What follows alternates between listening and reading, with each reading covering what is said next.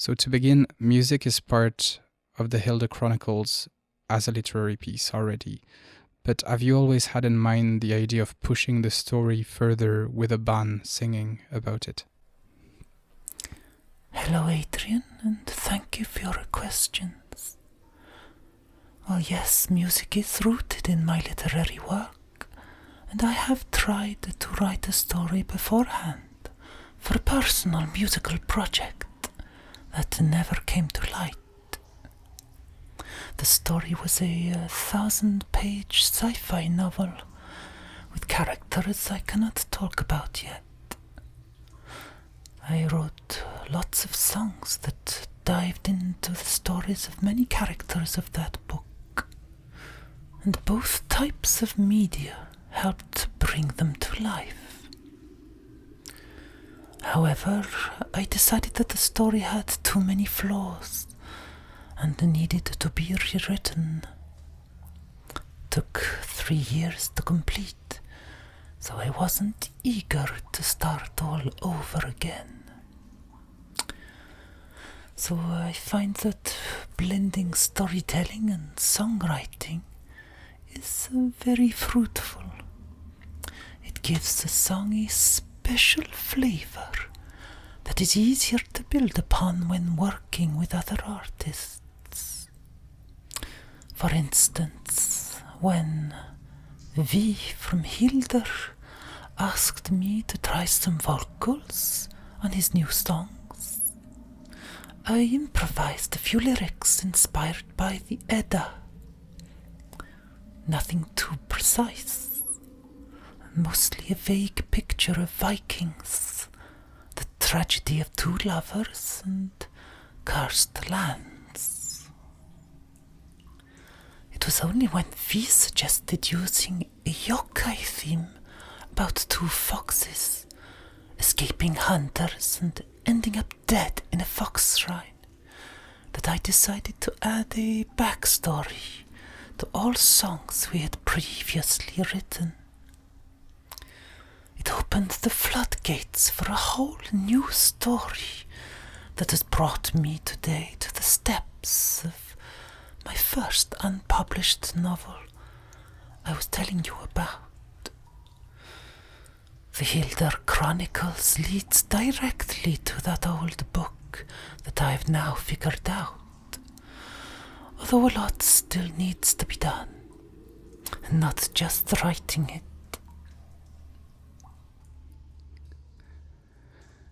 With the band, you sing and play the piano, but you can also be seen playing the sanchin on YouTube, for example, for atmospheric effect, and you also make a reference to a mouth harp in the first chapter of the book.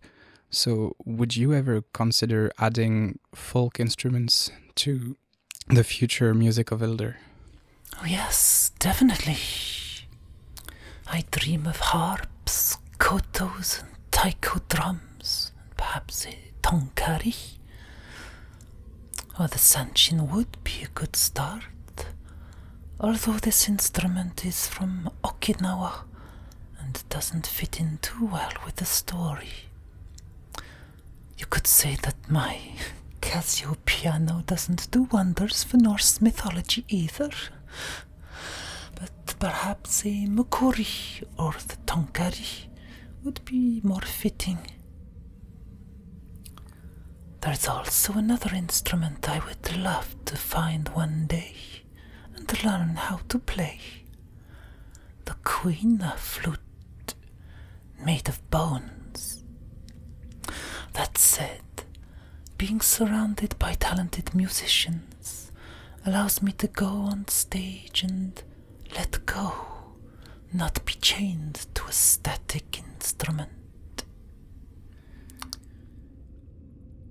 On social media, you describe yourself as a young adult author, and I'm curious as to what you mean by that. That may seem like a trivial question, but I was just curious if that's your intention as you're writing, or is it the way you perceive the text should be received? Well, when I wrote my first novel, unpublished, I did so with the intent to publish it for a younger audience. And so I found myself avoiding certain subjects that book agents wouldn't like. And in this case, for the Hyldr Chronicles, I started off without any restraints. I didn't hold back on gruesome violence or implied sex or sensitive themes that may shock the light-hearted. But as time went on, I felt that the book would resonate well with young adults.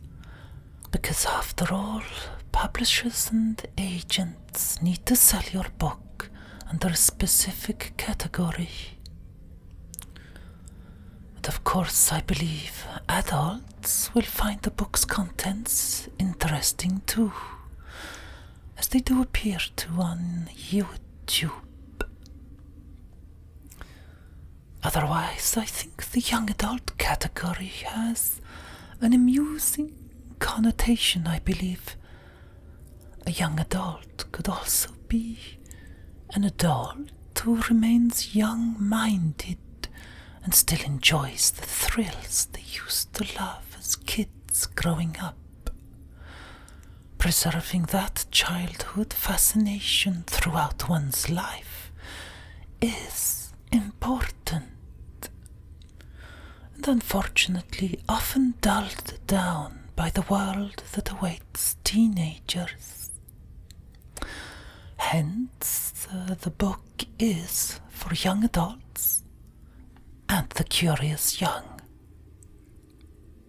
As I listened to the book, I realized that the sensory aspect is very strongly part of your writing style. In the first 2 chapters, for example, nature often reflects Kyoko's emotions, for example. Is that why you chose to release the book first as an audio experience? We could also push that further and say that the voice has a peculiar depiction in your writing, in the sense that sometimes the sound of voices holds something more than the pure sounds. Like, for example, sometimes you talk about putrid voice, or the fact that the voice sliced through the atmosphere or something. And I was just curious to, like, was your writing style something that motivated you to first release the book as an audio piece? Oh, I never really thought of the audiobook that way.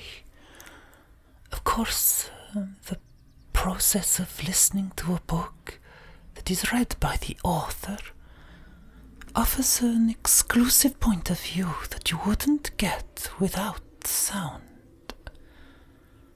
The author can insist on certain aspects of the book, of different characters that are implied in text, but underlined in sound.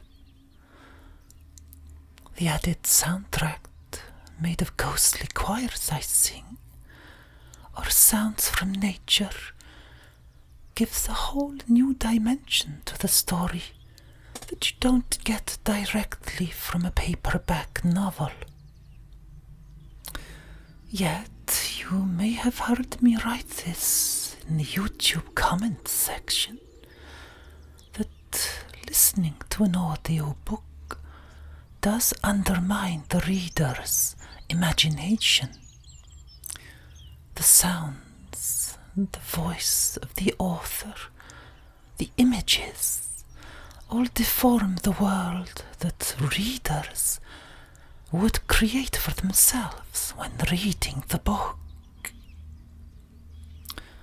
That special connection we all have with books is something to be cherished, and film adaptations, for example, often spoil that first world of wonder, a unique universe that grows from the connected minds of the author and reader entwined. On a personal level, reading the book out loud to a theoretically unlimited audience is vital. Mistakes appear right away when I read them, and I correct them on the fly. Inconsistencies suddenly become clear, and I often go back and make the right changes for the book to be published. I've now gone so far as to redo all chapters for YouTube after reading almost to the end of the Hyldr Chronicles. I know that some viewers are frustrated, but I wouldn't be able to conclude the story without presenting the final manuscript with added content and tweaks. Yes, you also spoke of using specific terms to describe the way characters speak in the story. Well, it's a form of synesthesia, of adding tastes to sounds, smells to music, and texture to ideas. As you put it so well, perhaps this poetic form of writing already foretells how the words will sound in a reader's mind. Now, getting more into the narrative, I think that both Kyoko and Hyldr in the book illustrate in their own ways a form of helplessness in the midst of the situation they're in. It feels like the book tackles the idea of being lost and losing your illusions. Would you agree with that, and would you have any comment on that? Well, I love and hate that idea of losing your illusions. It also sounds like a Guns N' Roses album they didn't release. Anyway, the theme of helplessness, or of victimization, in the case of Kyoko, is part of her journey. At an early age, one builds ideals and illusions of perfection, and they ultimately come crashing down. That bitterness appears quickly for Hyldr and Kyoko. They've both been through a lot in life at a young age, and both share similar backgrounds of abuse, and yet the two characters have diametrically opposite personalities. They both used their disenchantments differently. One feels cursed while still having a pocket full of hope left, enough to make things right one day, perhaps. The other wants to shovel hot lava over every last living being until they understand what it was like to be her. The idea is to illustrate how we deal so differently with trauma. Bury your head in the sand, become unpleasant and difficult to live with, seek revenge, or give up. Without trauma, there wouldn't be shifts in our realities. Our illusions are perhaps then lost. The poetic bubble of crazy expectations is burst. But then one can always go searching for diamonds in the dark mines. Perhaps a bad choice of analogy. So far, like for what we've heard in the book and what we've listened to in the album, it illustrates an encounter between Japanese folklore and Norse mythology. Would you imagine the story drifting towards other cosmogonies as the journey goes, like meeting other mythological elements from other places in the world? Well, I can't give you any specifics, Adrien, but I see you've been drinking the black waters of Nebelwood. I had that idea a few years ago, and it is in the realm of possibilities. The wells will tell. Sticking to mythological narratives, they remain very popular to this day for a variety of powerful dramatic elements they have. I would like to ask you, which are your favorite mythological stories and why? So I find the legends of the Edda mesmerizing, as if they were actually part of our history.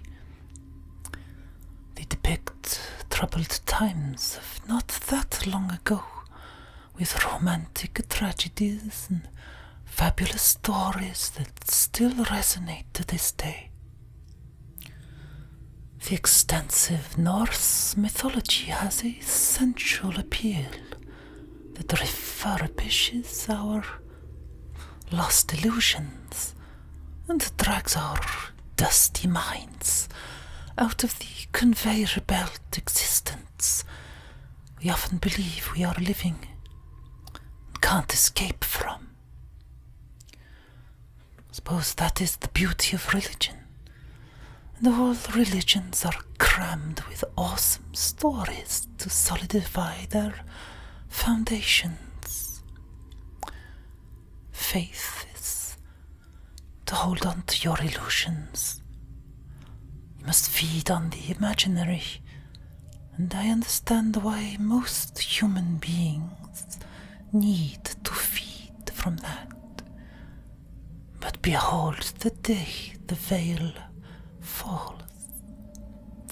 I digress.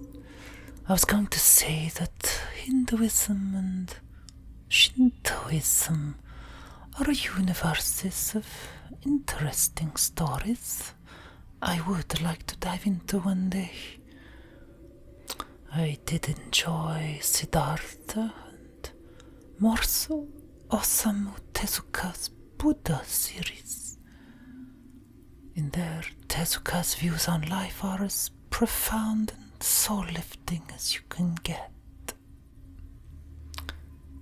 And of course, who doesn't enjoy the myths of Sumerian gods and demons? Last time I talked with Juliet from Malpermisita Records, she said that there was a talk about releasing the Hyldr Chronicles as a book. What is your point of view on the matter? And given your staging of the book was so far very deeply thought out, do you have wishes for the book, like physical aspects that would matter to you on the book object? With Juliet, we haven't gone into great details about the publishing of the book yet. But do I dream of releasing a Necronomicon type manuscript with dark leather cover and a bloody Hyldr symbol that shines when read under the full moon? Without a doubt. I'd love floral gothic lettering for chapter beginnings, and a coat of arms for each realm and cult, and maps. Perhaps a hidden message in a book, 1 out of 100 published, that would indicate real coordinates with a secret to be found. These days in nighttime bookstores, we've noticed many sweet physical formats with artistic options that some publishers seem to offer. Some books now have printed foredges that look amazing, some even gilt. Medieval monks had more to offer, but it does seem that publishing is opening up to new forms of eye candy or hell sots. And we all know why, don't we? If we want readers to drop their phones and get back to buying wads of paper again, the price better please the eyes.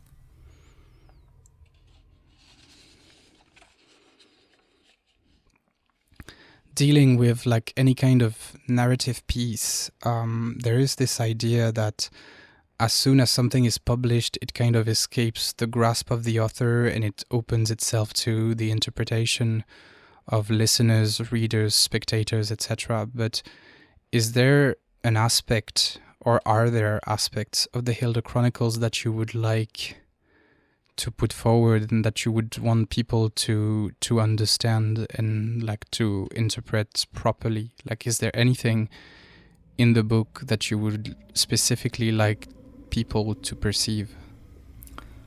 Yes, there are many points I would like people to take on board while reading the Hyldr Chronicles.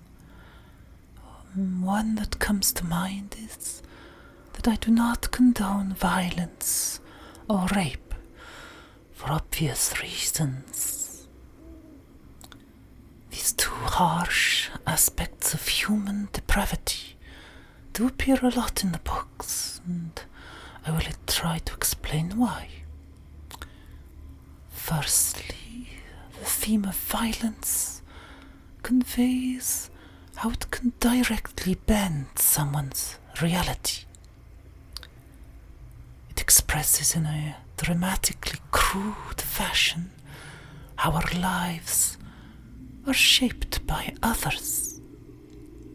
How a brief instant of time can break you, can turn your world upside down, and all you can do is get on your knees and fumble around in the dark to try to pick up the pieces. Another side of the book is exploring the unknown. Let me say that it haunts me, and I will not know what lies ahead of time and beyond space. It's a frightening quality of flaw of humans to try to understand the reality we live in and decipher the mysteries of the soul. And it would appear that humanity has hit a brick wall with spiritual enlightenment and has passed the baton to artificial intelligence instead. Since I first began the story that comes after the Hyldr Chronicles, the subject I will be talking about has already taken the world by storm. It won't be long before Asimov's robot stories come true, and I can stick "based on a true story" on the front cover. One other detail you might like to know is if some of the characters relate to anyone in particular. And if I say yes, then legally speaking, I'm not sure where I stand. I can tell you though that the name of Hayashi has its importance. As I was listening to the chapters, I also saw in the comments, for example, of chapter 4, that you said that you added elements to the story after somebody commented on one of the characters. So would you say that at the moment the book is still in the process of improvement through the reactions of people around you and discussions with people around you? Or would you say that like a great deal of it is kind of set in stone? And what is your view on what the spectators and readers and listeners can add to the story, especially because, for example, on social media you address to the people as Hyldras.